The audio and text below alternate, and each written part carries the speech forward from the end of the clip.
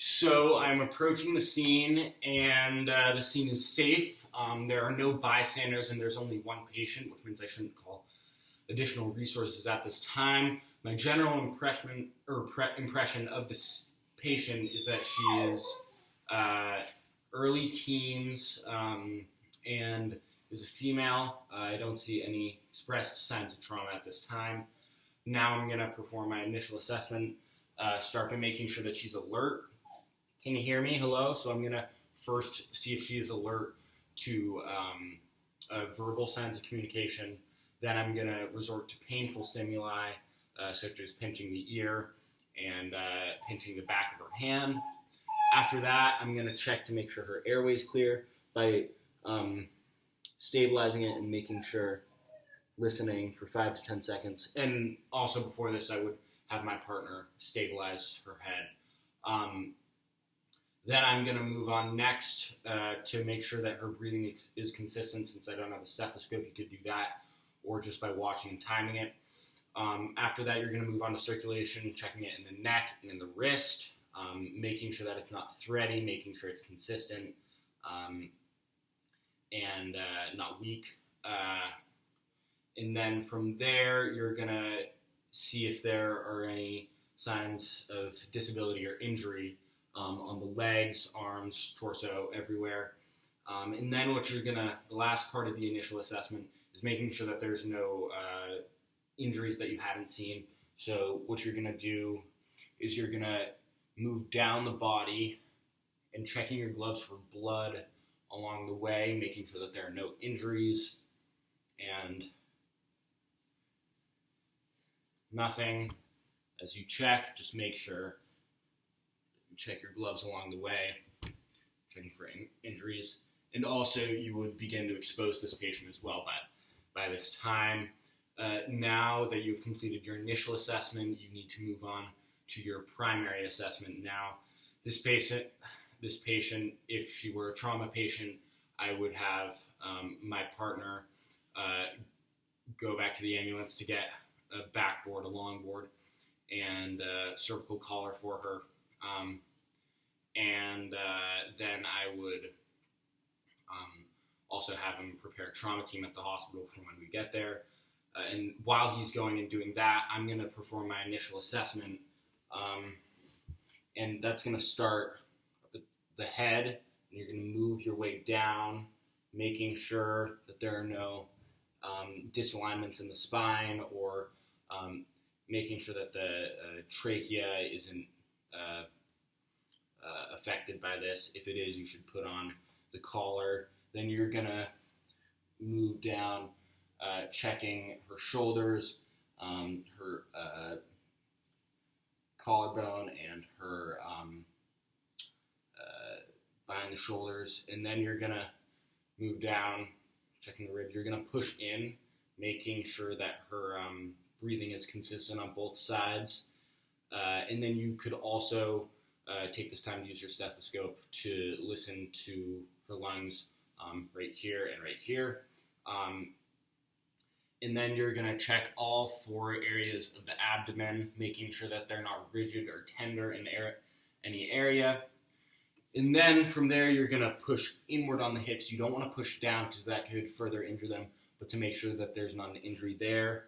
Now you're going to hold the legs and just move slowly down the legs, checking for injury, checking if anything's out of order. And then you're going to, once you get to the feet, you're going to ask the patient to push up and push down, seeing if there's any responsiveness there. And then you're going to also take the pulse in 2 places here, right here and right here. And then you're going to do the same thing on the other leg. Come down. You don't want to squeeze, but you want to pull down. And you want to check the pulse in 2 places as well and ask her to push down and pull up. Then you are going to come over here, do it on the arm. You're going to pull down, and then you're going to check for a pulse on the wrist here. And then you're going to ask her to squeeze your hand, checking for responsiveness again. And then you're going to do the same thing on the other arm. Just pull down, check for a pulse, and then ask her to squeeze. All right, and then the only place that you haven't checked is her back, and by the time you've done this assessment, it shouldn't take any more than 90 seconds.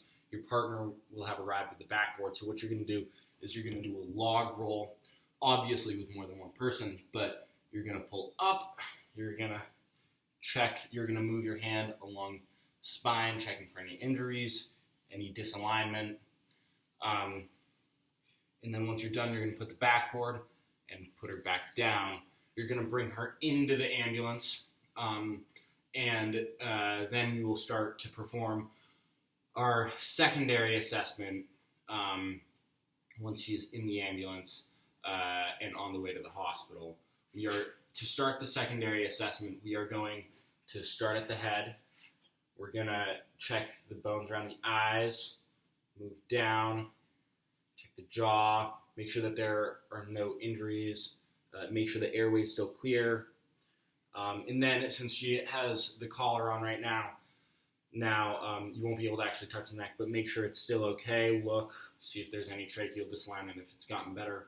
And then you're going to go down the chest again.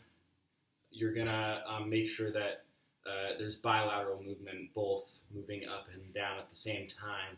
You can also use a stethoscope again and listen to her lungs. Then you're going to check the rigidity of the stomach again, and then you're going to also check her pelvic area and push inward again, not down, because that could further injure the patient. Then you're going to once again go down patient's leg, checking for injury as you go. Take the pulse in both areas, ask you to push down and pull up. And then you're actually going to drag your thumbnail along, checking for a reaction. And then same thing on this leg. You're going to pull down and check for injuries along the way again. Take the pulse in two places, and then you're going to ask her to push down, pull up, and drag your thumbnail along the bed. And then you're going to do the arms again. So you're going to pull down along the arm steadily, ask her to squeeze, and check for a pulse. Then you're going to do the same thing on the other arm. You're going to pull down, squeeze, ask for a pulse. And then at this point, you can actually also check the patient's blood pressure in the ambulance, making sure it's in a normal range as well. And that is the end of the initial patient assessment. And if the blood pressure on this arm is inconsistent, then you might want to take it on the other arm as well, making sure it's accurate. And that is the end of the patient assessment.